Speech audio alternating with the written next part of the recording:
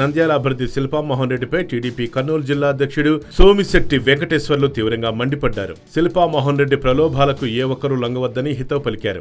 నంద్యాల ప్రాంత అభివృద్ధి చెందాలంటే ఉప ఎన్నికలు టీడీపీ అభ్యర్థి భూమా బ్రహ్మానందరెడ్డిని గెలిపించాలని, అభివృద్ధి సాధకుల్ని ప్రోత్సహిస్తేనే వారు మరింత ఉత్సాహంగా ప్రగతి పథంలో ముందుకెళ్తారని అన్నారు. నంద్యాల ప్రజలు అభివృద్ధికి ఓటు వేయాలని, గత 30 ఏళ్లలో చూడిన అభివృద్ధిని తమ అభ్యర్థి చేసి చూపుతారని సోమిశెట్టి అంటున్నారు. శిల్పా మోహన్ రెడ్డి ప్రలోభాలకు ఏ ఒక్కరూ లొంగవద్దని, ఆయన వెంట వెళ్లిన కౌన్సిలర్లకు తాకీదులు జారీ చేశామని, వారు తప్పు తెలుసుకుని సొంత గూటికి రావాలని ఆయన అన్నారు. 2 ఏళ్ల పదవికి ఆశపడి శిల్పా మోహన్ రెడ్డి పార్టీని వదిలేయటం సబబు కాదని కూడా సోమిశెట్టి అన్నారు. భూమా నాగిరెడ్డి మృతితో ఖాళీపడిన స్థానాన్ని వారి కుటుంబీకులకే కేటాయించడం ఆనవాయితీ అని, గతంలోనూ ఇదే సంప్రదాయాన్ని పాటించారని, ఇప్పుడు భూమా బ్రహ్మానందరెడ్డిని వారి సొంత కుమారుడు కాదు అని చెప్పటం మంచి పద్ధతి కాదని శిల్పా మోహన్ రెడ్డికి చురకలు పెట్టారాయన.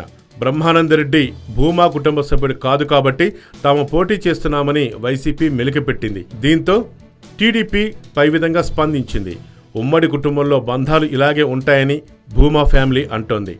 జూలై 6-7 తేదీల్లో మంత్రి నారా లోకేష్ జిల్లాకు వస్తున్నారని, పార్టీ ప్రతినిధులతో సమీక్షతో పాటు 2 నియోజకవర్గాల నేతలు కార్యకర్తలతో సమావేశం కూడా అవుతారని భూమా కుటుంబం అంటోంది. నంద్యాల ఉప ఎన్నికల్లో భూమా కుటుంబానికి సీటు వదిలి ఉంటే వచ్చే ఎన్నికల్లో శిల్పా మోహన్ రెడ్డికి నంద్యాల ఎంపీ సీటు వచ్చి ఉండేదని ఓపిక పట్టలేక తొందరపడ్డారని అంటున్నారు నంద్యాల తెలుగు తమ్ముళ్ళు.